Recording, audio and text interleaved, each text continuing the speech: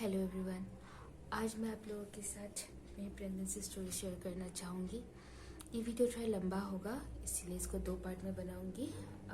मेरी प्रेगनेंसी में ups and downs बहुत रहे हैं, तो इस वाली वीडियो पे सिर्फ मैं अप्स और मेरी जो अच्छी टाइम जो बीती मैं उसके बारे में शेयर करना चाहूँगी। तो दोस्तों शुरू करते हैं। मेरी प्रेगनेंसी शुरू हुई थी मार्च में, 2018 की बात है, और मुझे पता चला था 11 अप्रैल को, 2018 के 11 अप्रैल को मुझे पता चला था तब आई एम प्रेग्नेंट। उससे पहले जो पहली वाली मंथ थी मुझे उस पर बिल्कुल भी अंदाज़ा नहीं था। उस पर हम लोग कई बार अलग अलग जगह घूमने गए, मैं जॉय राइड पे भी गई, मैं इवन सीढ़ी से गिरी, और मेरे कुछ प्रॉब्लम्स ऐसी थी जैसे मेरी ये वाली फिंगर पे एक ट्रिगर फिंगर करके दिक्कत होती है, वो हुआ था। तो डॉक्टर ने कहा था कि पहले मेडिकेशंस में जाना होगा, और अगर मेडिसिन काम नहीं किया तो इंजेक्शंस की मतलब ट्रीटमेंट चलेगी। तो डॉक्टर ने मेडिसिन देने से पहले मुझे पूछा था, यू प्रेग्नेंट और क्या ट्राई कर रही हो, अच्छा पूछा था। तो मैंने कहा नहीं, क्योंकि दर्द इतना होता है। उस वक्त मैंने सोचा ही नहीं था कि लिटरली हाँ दवा चाहिए, सही होना है। लेकिन पता नहीं क्यों मैंने वो दवा नहीं ली। भगवान की मतलब ये है कि मतलब मेरी बेबी की भी लक है, मैंने वो दवा बिल्कुल नहीं ली। और ऐसे उस वक्त नवरात्रि चल रहे थे, तो मैं इन-लॉज के घर में थी, तो उस वक्त मतलब ध्यान ही नहीं रहा, चलो स्किप करके देखते हैं, जो होगा देखा जाएगा, मन नहीं कर रहा है इसे लेने को। और मैंने गई थी डॉक्टर के पास बहुत मोटिवेशन से थी कि हाँ मुझे दवा चाहिए, मेरी फिंगर्स पे बहुत दर्द हो रहा है, ये हो रहा है, वो हो रहा है, लेकिन मैंने दवा नहीं ली। दूसरी सबसे बड़ी, अब मुझे सोच के डर लगता है, मैं सीढ़ी से गिरी। मेरी बचपन से आदत है कि मैं सीढ़ियों पे भागूं, फटाफट उतर के आऊँ, बुलाए तो इतनी जोर से या इतने इमरजेंसी से कोई ना भी बुलाए, लेकिन भागना मेरी आदत बन चुकी थी। तो उस वक्त मैं जब फर्स्ट महीना मेरा चल रहा था, जो मुझे पता भी नहीं था, मैं सीढ़ी 5 से जो 6 स्टेप्स से स्लिप करके नीचे गिर गई। मुझे इतना तब भी इतना फील नहीं हुआ कि ये ठीक है, थोड़ा सा मतलब पैरों में लगा था। और कुछ दिनों बाद मुझे शुरू हुई भयंकर कमज़ोरी, बहुत कमज़ोर लगता था, बार बार वॉशरूम जाती थी, कमज़ोर लगता था। उस वक्त भी मुझे लगा शायद मुझे अब डायबिटीज़ हो गई है। बहुत ज़्यादा मैं मीठा खाने लगी थी, तो पता नहीं उस वक्त मीठा का क्रेविंग बहुत ज़्यादा होने लगा था फर्स्ट मंथ पे। तो मुझे लगा था कि अब मुझे शायद शुगर ही हो गया है, अब मुझे थोड़ा सा रेस्ट्रिक्शन करना चाहिए, मैं मतलब खाने पीने पे ध्यान, अब तो हो गया मेरा। उसके बाद लेकिन हाँ मेरी पीरियड्स मिस हो चुकी थी, और मैंने सपने में भी नहीं सोचा था। हाँ मैं चाहती तो थी कि मतलब बेबीज़ मुझे बहुत ही पसंद थे, बचपन से ही बहुत ज़्यादा पसंद थे। इवन एक वीडियो है आशीष चंचलानी की, एक वीडियो है, एक मतलब गर्ल्स बेबीज़ को देख के कैसा रिएक्ट करते हैं, मैं अपने आप को उस वीडियो से बहुत कुछ कनेक्ट कर सकती हूँ। तो एग्जैक्टली मुझे चाहिए तो था, मुझे पता ही नहीं था उस वक्त ऐसा होगा। तो मेरे हस्बैंड ने कहा कि एक बार चेक करो, तो मैंने कहा ये नहीं होगा, नहीं है, मैं मतलब ऐसे शायद मुझे तो शुगर हुआ है, डायबिटीज़ हुआ है, नहीं तो कोई और बीमारी लग गई है मुझे। मतलब चेक किया उस वक्त भी, जिस दिन चेकिंग 11 अप्रैल की स्टार्टिंग पे चेक किया था, तो उस दिन भी मतलब मॉर्निंग की जो चेक होते हैं प्रेगनेंसी के, तो उस वक्त चेक करने के बाद मैंने इतना ध्यान ही नहीं किया, बस मतलब जो प्रोसीड फॉर्मेलिटीज़ होती है वो मैंने करके, जो नियम होता है वो करके, मैं बस बाथरूम से जाकर मैं जस्ट चाय बनाती हूँ। मैंने ध्यान ही नहीं दिया, क्योंकि मेरे मन पे था कि ऐसा कुछ होगा ही नहीं अभी।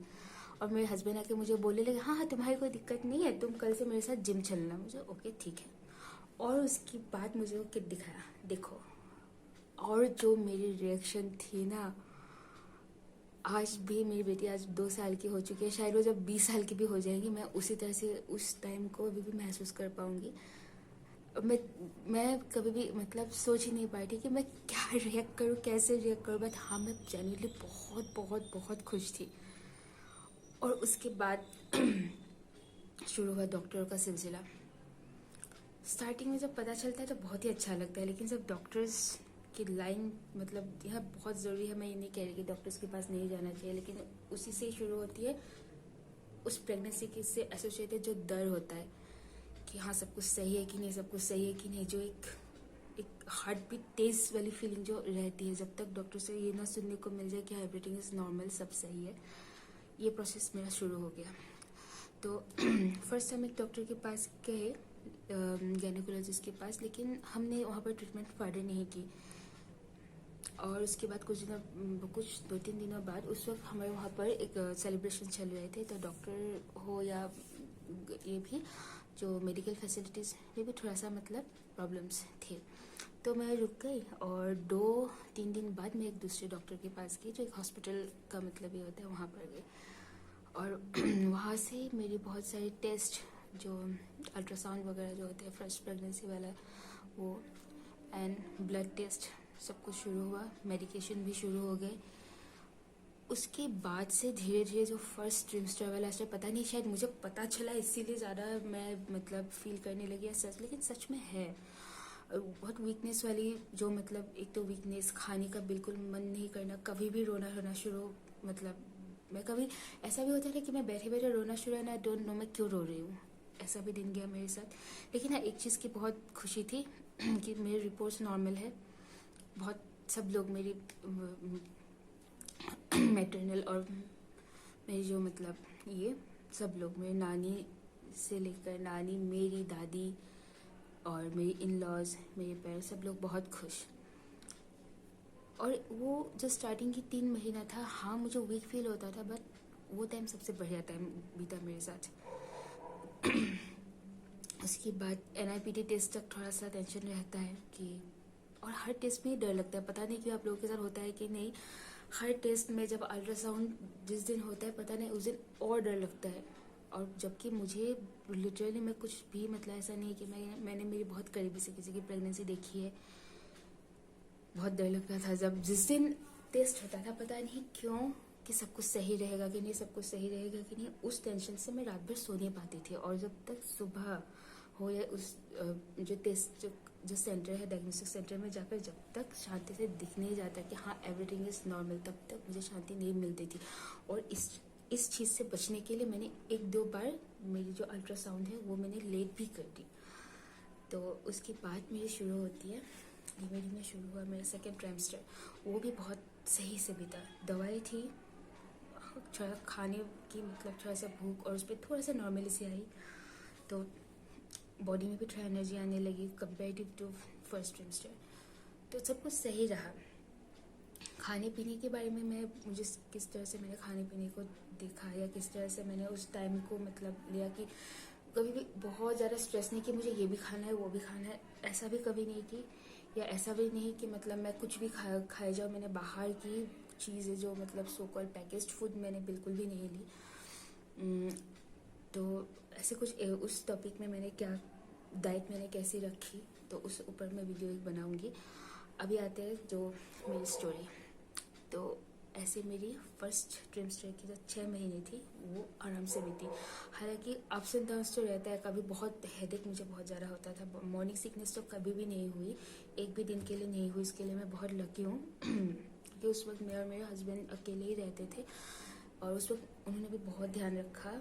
और ऐसा कभी भी नहीं हुआ कि मतलब मैं बहुत ज़्यादा मतलब वीक फील कर रही हूँ, सिक फील कर रही हूँ उस दौरान पे, सेकेंड ट्रिमेस्टर हो या फर्स्ट ट्रिमेस्टर के लास्ट तक, ऐसा कभी हुआ नहीं। लेकिन मुझे सर दर्द का प्रॉब्लम बहुत ज़्यादा रहता था और सर दर्द रहेगा। और धीरे धीरे उसके बाद मेरी ख़राब टाइम, जो मतलब मेरे लिए स्ट्रगलिंग जो टाइम है, वो शुरू हुआ मेरा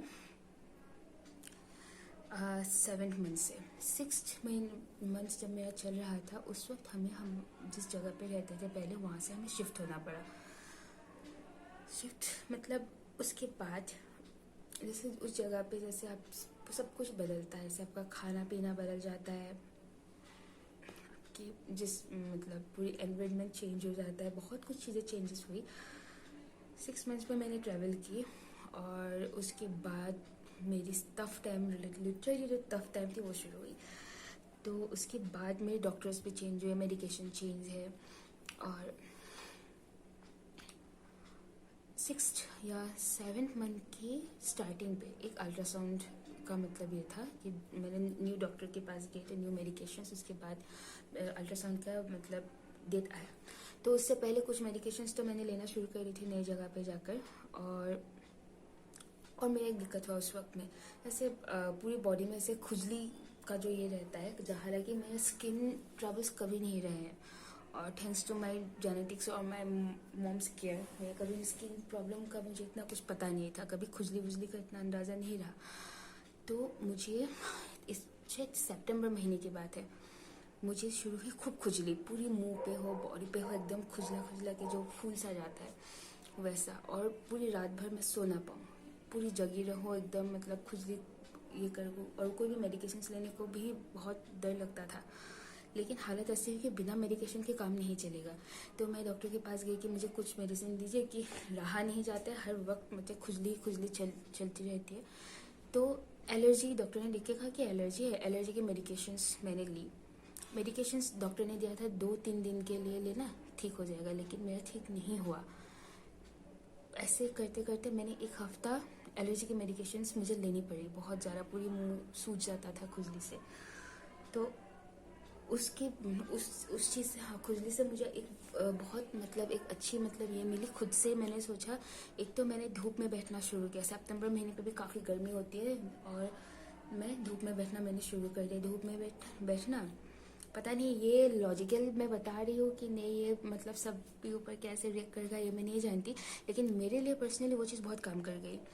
कि पहले मैंने तो धूप में बैठना शुरू किया, मॉर्निंग धूप, ऑब्वियसली दोपहर की या मतलब एकदम 3-4 बजे की धूप तो इम्पॉसिबल है। मॉर्निंग धूप लेना शुरू किया। नहाने पे लाइफ बॉय साबुन, लाइफ बॉय से मुझे तुरंत पता नहीं इतनी अच्छी मतलब ये मिली मुझे, जबकि पहले मुझे बाथ जो शावर जेल्स वगैरह में इस्तेमाल करने पे ही मुझे अच्छा लगता था कि हाँ मन से मतलब ये होती थी, हाँ शावर जेल हो या ऐसी चीज़ें यूज़ करूँगी। लेकिन जब खुजली हुई, कुछ चीज़ जब काम नहीं करता है ना, तब आप डेटॉल या लाइफ बॉय पे ही आना पड़ता है मजबूरन। और एक बहुत मतलब कंफर्टिंग ये हुई, मुझे सब लोगों ने कहा कि हाँ जब तक तुम्हारी प्रेगनेंसी चलेगी तब तक खुजली रहेगी। मैं इतने डिप्रेशन में, कैसे खुजली कर करके ऐसे प्रेगनेंसी तो ऐसी नहीं होनी चाहिए।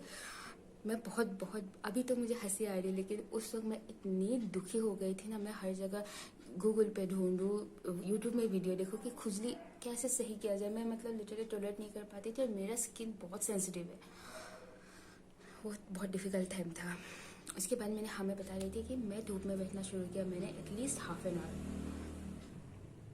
और दूसरी चीज़, मैंने लाइफ बॉय इस्तेमाल करना शुरू किया। लाइफ बॉय से तुरंत आराम मिलता है, आधे घंटे के अंदर भी खुजली खुद ब खुद, आधे घंटे आप एटलीस्ट घर से लेकर आधे घंटा या मैक्सिमम 45 मिनट, उसी के अंदर जो खुजली होती है, स्किन जो इरिटेशन होती है ना, इंस्टेंट कम होता है। अभी भी मैं लाइफ बॉय की मतलब ये कहूँगी कि लाइफ बॉय ही इस्तेमाल करना बहुत ज़रूरी है, बहुत अच्छा है। और तीसरी चीज़ है, मैंने खूब भर भर के दही खाना शुरू किया। पता नहीं क्यों मुझे उस वक्त मन किया और मैंने खाया, और बाकी मुझे कुछ भी पता नहीं। जबकि मैंने जब मैं आसपास सुनी कि आसपास जो भी और प्रेगनेंसी मतलब प्रेग्नेंट है मेरी सेम एज की जो ये लेडीज़, तो उन लोगों ने कहा कि हाँ हमारे तो पूरा टाइम, पूरा 9 मंथ्स हम खुजली से ही हमारा बीता है। तो और मुझे जब डॉक्टर ने भी कह दिया था तो मैं बहुत दुखी हो गई थी, और उसके बाद मैं बहुत खुश हो गई, हाँ मुझे इस चीज़ से मतलब शांति मिल गई, अब नो मोर खुजली तो हो गया। लेकिन उसके बाद कराना पड़ा मुझे अल्ट्रासाउंड। अब से शुरू होता है मेरी मतलब ये टफ टाइम, जो शायद 7 मंथ की, हाँ 7 मंथ की मतलब ये है। उस पे आया कि जो मेरा एमनियोटिक फ्लूइड है वो बहुत ज़्यादा भरा हुआ है, तो थोड़ा रिस्की लेवल तक मेरा भरा हुआ है। मेरे पास अभी डॉक्यूमेंट्स नहीं है, मैं बाद में इस वीडियो के डिस्क्रिप्शन पे वो सब कुछ डॉक्यूमेंट्स मैं अपलोड कर दूँगी, तो आप लोग देख के भी, आप लोगों के लिए भी, अगर आप लोगों के साथ भी ऐसा हो रहा है तो आप लोग अपनी आपको मतलब ये कर पाएंगे, कनेक्ट कर पाएंगे इस चीज़ से। तो मेरा एमनियोटिक फ्लूइड बहुत ज़्यादा बढ़ गया, और बोला गया कि मेरे बेबी की जो डेवलपमेंट है या ग्रोथ है उस पर भी असर है। तो मैं मतलब अभी तक जो मैं मतलब ये कर रही कि बहुत अच्छे से स्टार्टिंग के टाइम पे कि हाँ कोई दिक्कत नहीं, कोई मतलब परेशानी नहीं, अब मेरा शुरू होता है मेरा टफ टाइम। तो आज की वीडियो के लिए इतना ही। मैं पार्ट बी में मैं डिटेल्स में बताऊंगी कि क्या क्या मतलब स्ट्रेस और टेंशन मुझे फेस करना पड़ा मेरी डिफ़िकल्टी लेवल के कारण। और अभी तक आपको मेरा वीडियो कैसा लगा, अगर आपको देख के अच्छा लगा या अच्छा नहीं भी लगा तो एक कमेंट के ज़रिए मुझे ज़रूर बताइए, आपकी कमेंट की इंतज़ार मुझे रहेगी। और अगले वीडियो के लिए जल्दी मिलते हैं, तब तक के लिए अपना ध्यान रखिएगा, बाय बाय।